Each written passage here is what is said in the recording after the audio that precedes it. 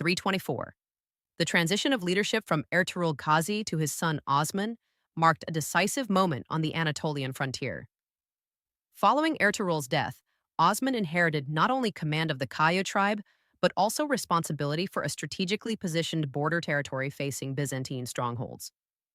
In a period defined by fragmented authority and constant warfare, Osman moved quickly to consolidate power and launch organized campaigns that expanded his domain.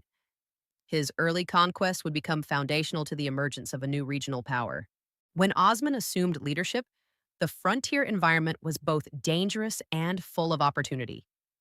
The weakening of centralized Seljuk control had left local rulers largely responsible for their own defense and expansion. Byzantine garrisons still controlled fortified towns scattered across northwestern Anatolia, but their influence had diminished due to internal political struggles and stretched resources. This created openings for ambitious frontier leaders willing to act decisively. Osman began by strengthening internal unity among his followers. Leadership transitions in tribal societies could invite rivalry, but he secured loyalty through a combination of diplomacy, fair distribution of resources, and clear military direction. Councils of elders and experienced warriors played an advisory role, reinforcing collective commitment to expansion. Osman's authority rested not only on inheritance, but on his ability to inspire confidence in a shared future. Recognizing the importance of organization, Osman shifted from irregular raiding to more structured military campaigns. Intelligence gathering became a priority. Scouts monitored Byzantine defenses, trade routes, and troop movements.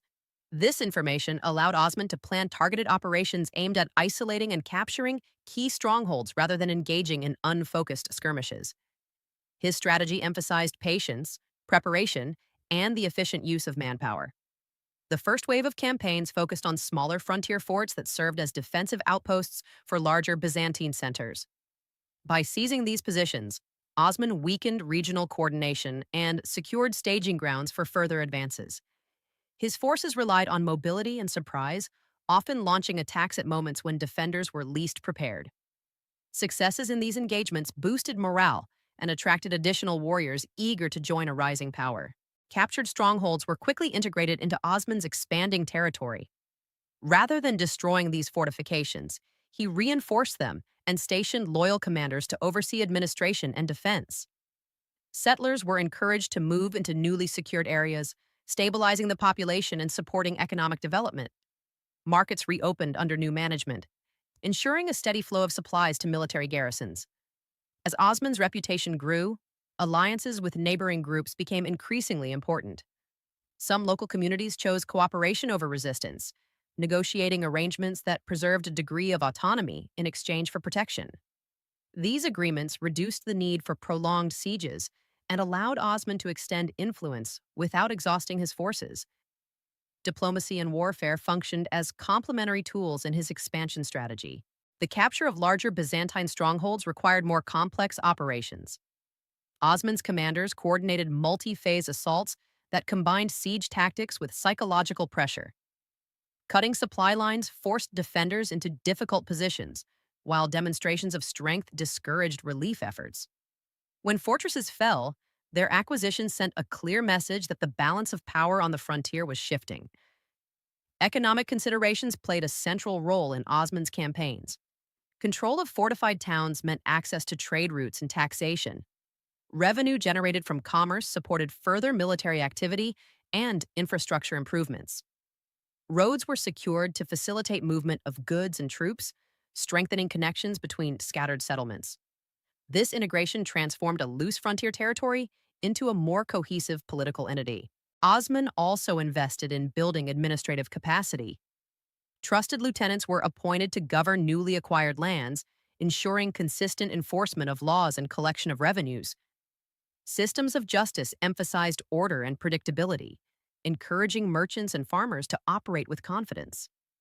Stability attracted migration, increasing the manpower available for both economic production and defense.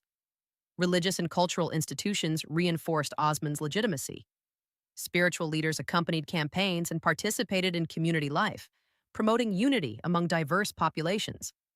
Shared rituals and values helped integrate settlers from different backgrounds into a common framework of loyalty. This cohesion proved essential in sustaining long-term expansion. By systematically targeting Byzantine positions, Osman reshaped the frontier landscape. Each captured stronghold reduced enemy influence and expanded the strategic depth of his territory. The cumulative effect of these victories established a continuous zone of control that supported further advances.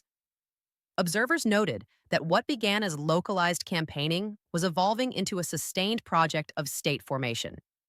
External pressures continued to influence Osman's decisions. Regional politics remained fluid, with neighboring powers monitoring his rise.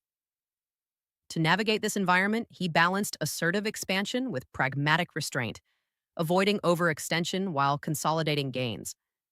This measured approach preserved resources and minimized internal strain. The transformation of Osman's domain was visible in its growing administrative sophistication and military discipline. Frontier settlements that once depended on improvisation now operated within an emerging structure of governance. Defensive networks linked fortified towns, enabling coordinated responses to threats. Economic growth reinforced political authority, creating a cycle of expansion and consolidation. Osman's leadership style combined personal bravery with strategic foresight. He participated actively in campaigns, reinforcing bonds with his warriors, yet he also delegated responsibilities to capable subordinates. This balance allowed his state to function beyond the limits of individual command. Institutions developed during his rule would outlast him, providing continuity for future generations. The significance of Osman's early campaigns extended beyond immediate territorial gains. They demonstrated that organized frontier leadership could achieve sustained success against established powers. His model of integrating military conquest with administrative development set a precedent for subsequent expansion. Communities under his control experienced a shift from precarious border existence to structured governance. As his territory expanded, Osman's authority evolved from tribal leadership into the foundation of a nascent state. Symbols of sovereignty emerged alongside practical mechanisms of rule. The frontier environment that had once demanded constant improvisation began to reflect deliberate planning and institutional growth. In retrospect, Osman Ghazi's assumption of leadership after Ertuğrul's death represented more than a routine succession. It initiated a phase of organized expansion that transformed a small frontier domain into a growing center of power. Through calculated campaigns against nearby Byzantine forts and the capture of key strongholds, he established patterns of governance and military organization that would influence the region's future. The frontier he inherited was marked by uncertainty, but his response introduced direction and cohesion. By combining strategic vision with disciplined execution, Osman laid essential groundwork for a political entity capable of enduring beyond its founder. His early achievements stand as a testament to how leadership and opportunity can converge to alter the course of regional history.